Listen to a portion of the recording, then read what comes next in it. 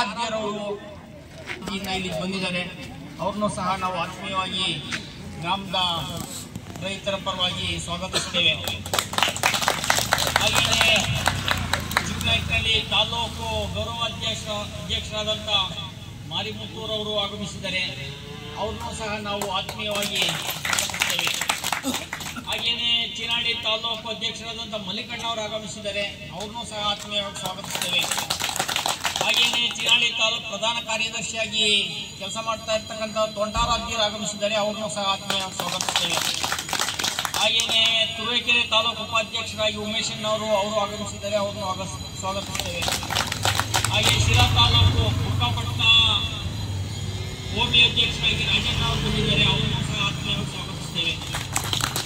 ಹಾಗೆಯೇ ತುರುವೇಕೆರೆ ತಾಲೂಕು ದಲಿತ ಸಂಘರ್ಷ ಸಮಿತಿ ಸಂಚಾಲಕರಾಗಿ ಚನ್ಕೇಶ್ವರವರು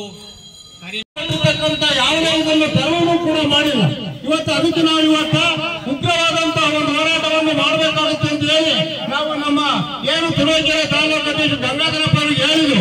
ಇವರು ಏನೇ ಆಮಿಷ ಆಗಿದೆ, ತಾಲೂಕು ಆಡಳಿತ ಇರ್ಬೋದು, ಜಿಲ್ಲಾಡಳಿತ ಇರ್ಬೋದು, ಈ ತಾಲೂಕಿನಲ್ಲಿ ಇರ್ತಕ್ಕಂಥ ಈ ಪೊಲೀಸ್ ಇಲಾಖೆ ಇರ್ಬೋದು, ಅವರೆಲ್ಲರೂ ಕೂಡ ಅವ್ರ ಪರವಾಗಿದ್ರು ಕೂಡ ಮತ್ತು ಈ ಗ್ರಾಮದ ಆಜುಬಾಜಿನ ಗ್ರಾಮದ ಎಲ್ಲ ರೈತರು ಕೂಡ ಇವತ್ತು ದಂಗೆ ಇದ್ರೆ ಅವ್ರು ಮಾಡಿರ್ತಕ್ಕಂಥ ಏನ್ ಗಣಿಗಾರಿಕೆ ಇದೆ ಅದ್ ನಿರ್ಮೂಲ ಮಾಡಬಹುದು.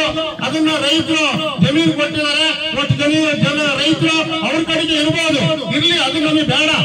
ಏನೇ ಇದ್ರು ಕೂಡ ಇವ್ರು ಮಾಡಿರ್ತಕ್ಕಂಥ ಏನ್ ಚಟುವಟಿಕೆಗಳಿದಾವ ಅವರು ರೈತ ಪರವಾಗಿಲ್ಲ.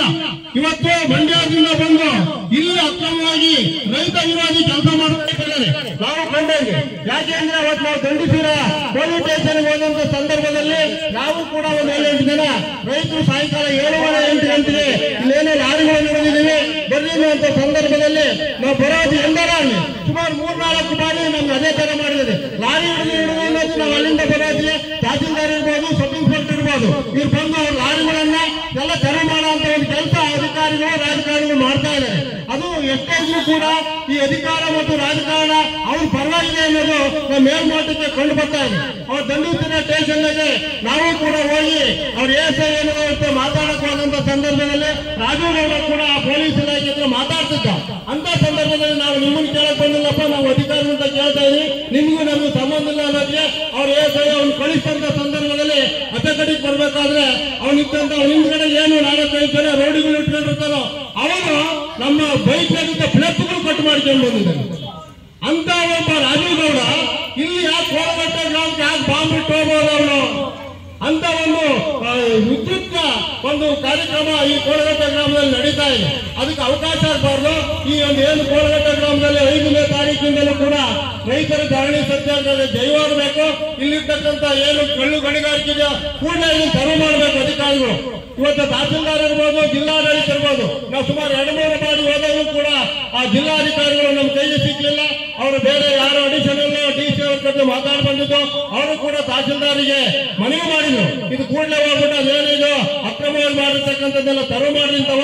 ಇಲ್ಲಿ ಏನು ಆ ಭೂ ಸ್ವಾಧೀನ ರೈತರಿಗೆ ಕೊಡ್ತಕ್ಕಂಥ ಜಮೀನು ಅದು ಬೇರೆ ಸರ್ಕಾರಿ ಜಾಗ, ಆ ಜಾಗದಲ್ಲಿ ಅವರು ಕೂಡ ಮಾಡುವಂತ ಅವಶ್ಯಕತೆ ಇಲ್ಲ. ಇವತ್ತು ಸುಮಾರು 45 ವರ್ಷದಿಂದ ರೈತರು ಅನ್ನದಾತರು, ಈ ದೇಶಕ್ಕೆ ಮಾಲೀಕರು ಅಂತ ರೈತರು ಅನ್ನವನ್ನು ಬೆಳೆದು ದೇಶವನ್ನು ಸಾಕ್ತಕ್ಕಂಥ ಅವರಿಗೆ ಆ ಜಮೀನು ಸಾಗುವಳಿ ಚೀಟಿ ಆಗಲಿ, ಅವ್ರ ಹೆಸರು TT ಆಗಲಿ, ಆ ಜಮೀನು ಅವ್ರ ಹೆಸರು ಖಾತೆ ಮಾಡಿಕೊಡಕ್ಕೆ ಇವ್ರು ಏನ್ ತಹಸೀಲ್ದಾರ್ ಇರ್ಬೋದು, ಇವರಿಗೆ ಆ ಯೋಗ್ಯತೆ ಇಲ್ಲದಂತ ಈ ಅಧಿಕಾರಿಗಳು ಇವತ್ತು ಕೂಡಲೇ ಅವ್ರು ಎಲ್ಲಿಂದೆಲ್ಲ ಬಂದು ಮಂಡ್ಯದಿಂದ ಯಾವುದೇ ರಾಜಕಾರಣಿಗಳಿಗೆಲ್ಲ ಫೋನ್ ಮಾಡಿದ ಅಂತಂದ್ರೆ ರಾತ್ರಿ ನಿರಂತರ ಧರಣಿಯನ್ನ ಮಾಡ್ತಾ ಇದ್ವಿ.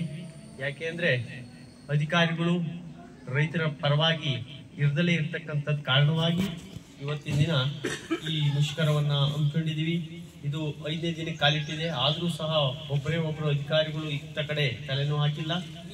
ಇದರಿಂದ ತುಮಕೂರು ಜಿಲ್ಲೆಯ ಜಿಲ್ಲಾಧ್ಯಕ್ಷರಾಗಿರ್ತಕ್ಕಂಥ ಆರಾಧ್ಯರ ನೇತೃತ್ವದಲ್ಲಿ ಮುಂದಿನ ರೂಪುರೇಷೆಗಳನ್ನ ರೂಪಿಸಿಕೊಂಡು ಮುಂದೆ ಏನ್ ಮಾಡಬೇಕು ಅಂತ ಅವ್ರ ನೇತೃತ್ವದಲ್ಲಿ ಹಾಗೂ ದಲಿತ ಸಂಘರ್ಷ ಸಮಿತಿ ವತಿಯಿಂದ ಇವೆರಡೂ ಸೇರ್ತಾ ಮುಂದಿನ ಕಾರ್ಯತಂತ್ರಗಳನ್ನ ಇವತ್ತೇ ರೂಪಿಸಿಕೊಂಡು ಈ ನಿರ್ಧಾರವನ್ನ ತಾಲೂಕಿನ ಮಾಧ್ಯಮದಲ್ಲಿಗೂ ಸಹ ವಂದಿಸ್ತಾ ನನ್ನೊಂದೆರಡು ಮಾತನ್ನ ಮುಗಿಸ್ತಾ ಇದ್ದೀನಿ. ಇದಕ್ಕೆ ಈ ಒಂದು ಧರಣಿ ಒಂದು ಮುನ್ನೆಲೆಗೆ ಬರೋಕ್ಕೆ ಕಾರಣ ಪತ್ರಿಕೋದ್ಯಮನೇ, ಅವ್ರಿಗೂ ಸಹ